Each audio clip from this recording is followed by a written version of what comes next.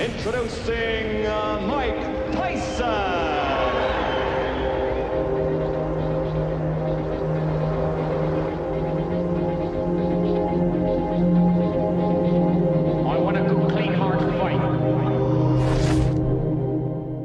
I never looked at anyone as a role model. I don't know, maybe you could say I'm stubborn or egotistic, but the way I come from, I think that it's weak to look up to someone else and say, he's my idol and I want to be like him.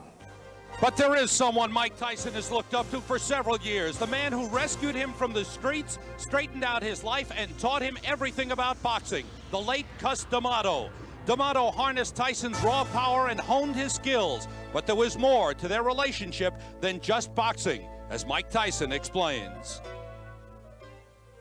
When you think of my career as a boxer, it's not even a tenth of what Cus D'Amato meant to me or to all other people that he influenced.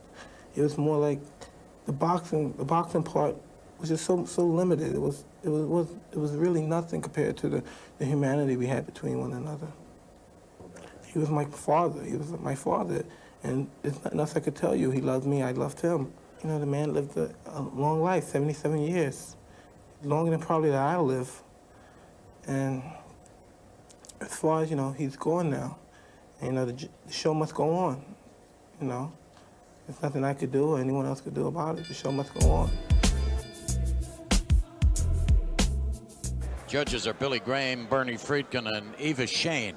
Now look at the height difference, at least 6 inches. What does Tyson have to do to get inside? Do you know what that means to Tyson? That means that he has in front of him a very large target. Okay. Scheduled for 10, but don't go away.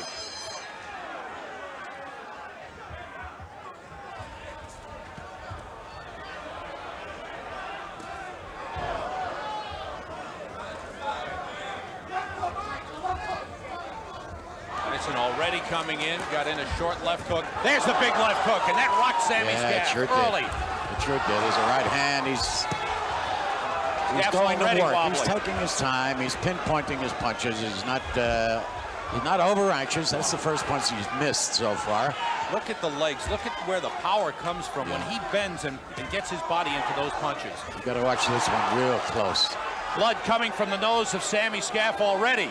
A big left hook got in there. He might have broken his nose already. That's right. It looks bad. Scaff is on the run. Blood just pouring down from the nose of Sammy Scaff. Tyson does not throw wild punches, Sam. That's big left hook. And there is Scaff down. 3, 4. The count is 5. For the rest of the 6. The count is 7. This one's over. 9. This one is over. It's all over. He tried to make it. Sammy Scaff tried to get up. His nose is cut. Look at the side of his nose there.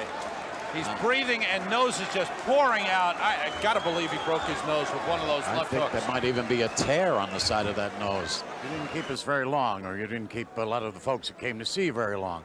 There are a lot of people who say that you are ready right now to fight anybody in the top 10. How do you feel about that?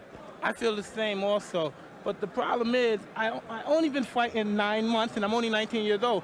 I'm fighting now. Someone fighting only 9 months and 19 years old. Now they want me to fight for the title. They want me to fight a contender.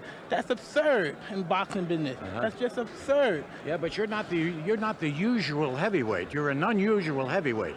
So if you think you're ready to fight in the top 10, why are you against it? Because my job is to fight, and my manager's job is to manage. If my manager went in the ring and fight Sammy Scaff, he wouldn't look so well and wouldn't do so well, and I feel the same doing his job. Okay, now let's say that tomorrow morning, your manager said I have a world title fight for you. There are 3 champions: Michael Spinks, Tony Tubbs, and Pinklon Thomas. Of the 3, which would you rather fight? I fight anyone my manager chooses for me to fight, because if he feels confident I could beat him, I feel confident I could beat him also. Mike, you seem to have a good time. Do you enjoy boxing? Do you think about it all the time? You have to love it to be the best at it. You have to love the sport. Anyone that's just in there to go for the money, it's good to be successful and have financial status. But if you only go in there for the money, you can only reach a certain status.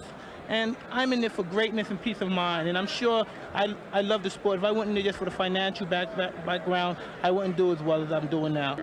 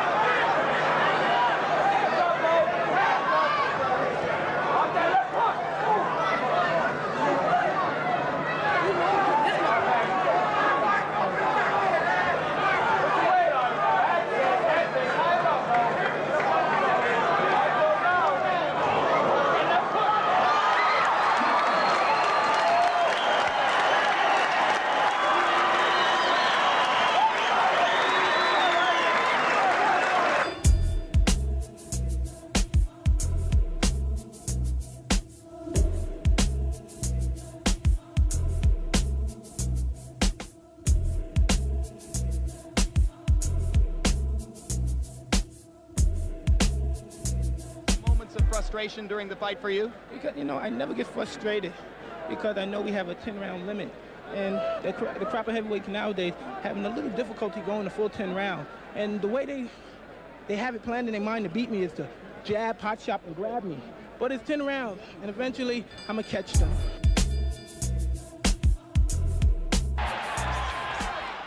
And he's just not going to come in firing, leaving himself open as he was able to do against lesser opponents.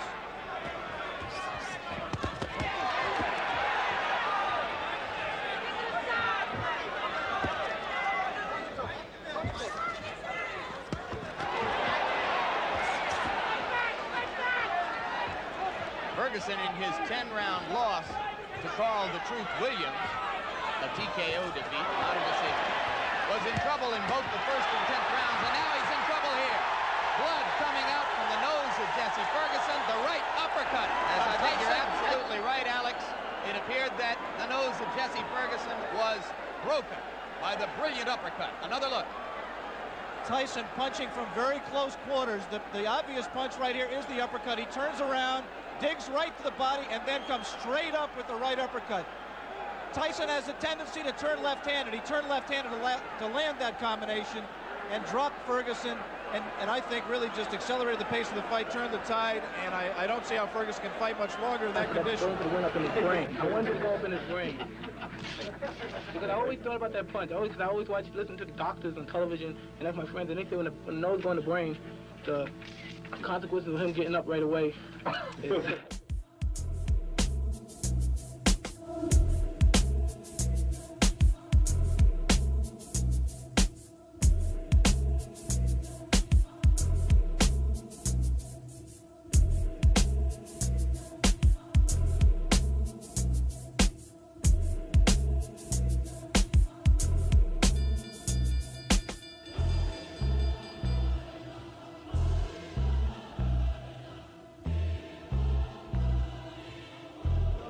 He didn't want to fight. They look incoherent. He no more soltó, and no decided to continue to fight and throw punches. All right, thank you, referee Luis Rivera. And go get a clean shirt. It's got blood stains all over it. We bring in now Jim Jacob, the manager of Mike Tyson. And very quickly, what did you learn today that you might not have known before about your young protege? Well, I've seen him go 10 or 12 rounds in training. I always knew he could do the 10 or 12 rounds, but it's different in a ring in front of television cameras. And the thing that impressed me mostly about Mike's performance today, I've always known he's an incredible puncher. His punching power defies description. But I loved the way he paced himself. I was very proud of him today, because if the toughest thing in the world to fight, Jim, is a fighter who doesn't want to fight, who doesn't try to win. And from round 2, 3, and 4, the other fighter merely wanted to survive. He had no intention of winning the fight. He just didn't want to fight. And in boxing, that is the toughest guy in the world to fight. All right, congratulations to you. It's worth noting, incidentally, that because of a strategy devised by Jim Jacob and others, Mike Tyson will be fighting 12 more times, perhaps, before the end of this year? Oh, I would say he would be fighting a minimum of 20 times. Minimum 20 before the end of the year. He fights every other week.